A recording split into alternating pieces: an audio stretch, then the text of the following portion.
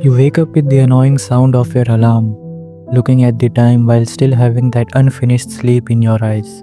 You get up and prepare yourself for yet another day, जहाँ back of the mind धीरे धीरे तुम सारी चीज़ें रिकॉल करते हो।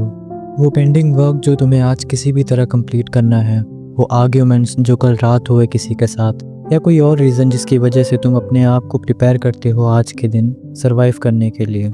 सुबह से दोपहर और दोपहर से शाम और शाम से रात, अगली सुबह वापस सेम चीज़ रिपीट होती है। Although it's just another phase in your life, you feel like life is just getting dull slowly. The exciting, shining colors of joy are slowly fading away, leaving behind a cycle of awful and dull moments that feels like eternal hell. You don't really understand why you feel this way. Maybe you need a break, maybe you are mentally exhausted, or maybe no matter what phase you are in, you just feel like life is not that exciting anymore. This sounds depressing, or maybe life is indeed getting dull. But how do I fix it? Why do I feel this way? And so many other questions seem to suddenly appear in your mind, affecting your health, work, relationships, etc.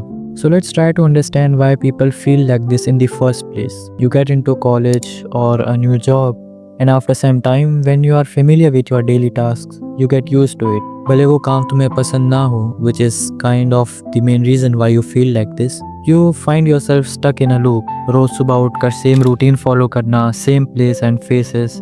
एक time के बाद सारी चीज़ें boring हो ही जाती है, और हर कोई अपनी लाइफ बस ऐसे ही चेंज नहीं कर सकता। In fact, it is a luxury if you can afford to change what you do, where you live, who you want in your life, etc. Friedrich Nietzsche की बुक द गे साइंस में उन्होंने एक thought experiment, the eternal recurrence का idea explain किया है, जहाँ एक सवाल है कि अगर तुम्हें बताया जाए कि जो लाइफ तुम जी रहे हो, तुम्हारी अब तक की लाइफ जर्नी, वो सब सेम वे में हर बार रिपीट होते रहेगी फॉर इटर्निटी, यानी जो भी खुशी और दर्द तुमने अपनी लाइफ में एक्सपीरियंस किया है, हर एक मोमेंट तुम वापस से एक्सपीरियंस करते रहोगे हमेशा के लिए। बेसिकली तुम्हारी करंट लाइफ एक एंडलेस साइकिल में रिपीट होते रहेगी। तो क्या तुम इस बात पर खुश होगे या नहीं?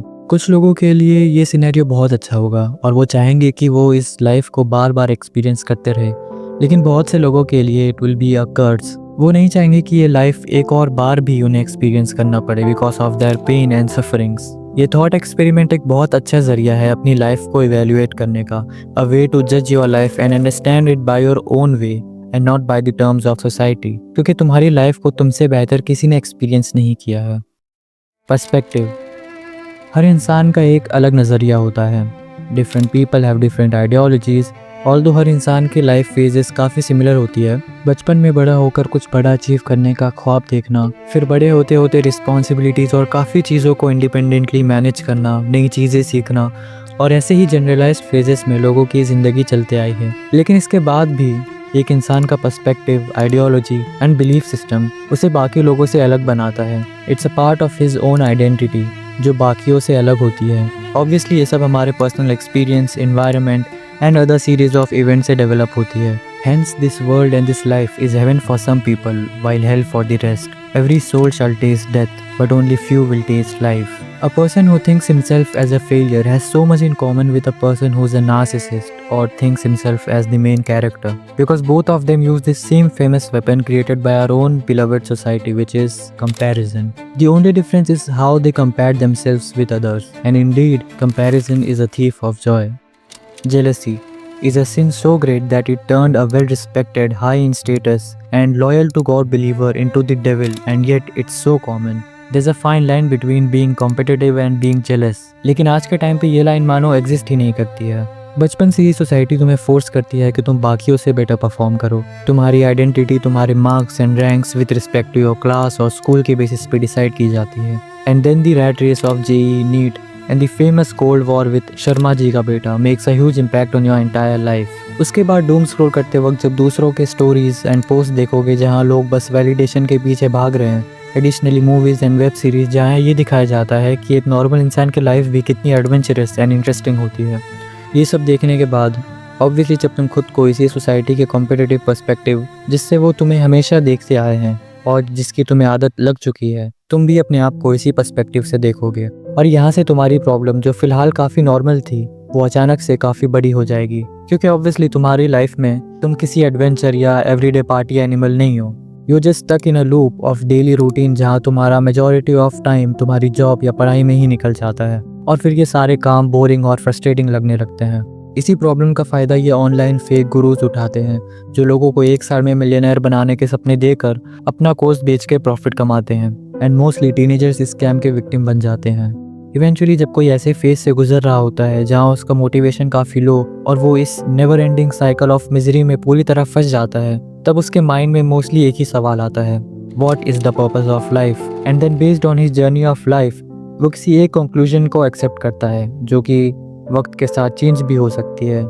यहाँ अक्सर लोग किसी specific goal, philosophy, religious belief etcetera की तरफ इंक्लाइन हो जाते हैं, ये सोच के कि इनमें ही पर्पस ऑफ लाइफ का आंसर छुपा हुआ है। ऑल्दो आज के टाइम पे ये चीज़ों का पूरी वर्ल्ड में एक बिजनेस और तमाशा बन के रह गया है, लेकिन ये सब के बाद भी पूरी तरह से बर्डन ऑफ लाइफ कम नहीं होता। I think acceptance is the only solution for this. पाँव बढ़ाओ साथी, हमको चलना भी है, जलना भी है, इस जीवन के लंबे दिन को जलते जलते ढलना भी है। एक टाइम के बाद इवेंचुअली लोग रियलाइज कर लेते हैं कि वो कभी इस प्रॉब्लम को ओवरकम कर ही नहीं सकते। The only way is to accept it and move on, क्योंकि ये प्रॉब्लम अभी नहीं सदियों से चलती आ रही है और इसे एक्सेप्ट करके आगे बढ़ना कि जैसी भी है अब इसी ज़िंदगी को पूरा करना है। एक कहानी मेरी जो इतने वक्त से चलते आ रही है उसे आगे बढ़ाते रहना है। न जाने और कितनी मुश्किलों से आगे सामना होगा, जो मुश्किलें अभी हैं उसका भी तो कभी खात्मा होगा। शबो सुबह अगर मायूसी में डूबे हुए हैं तो उन्हें भी कभी रोशन करना होगा। शमा जले ना जले कोशिश तो करना होगा, ये सोच के कि एक दिन हर कहानी की तरह इसका भी अंत होगा। लेकिन जब तक इस कहानी का अंत नहीं हो जाता तब तक ये कहानी आगे बढ़ती रहेगी।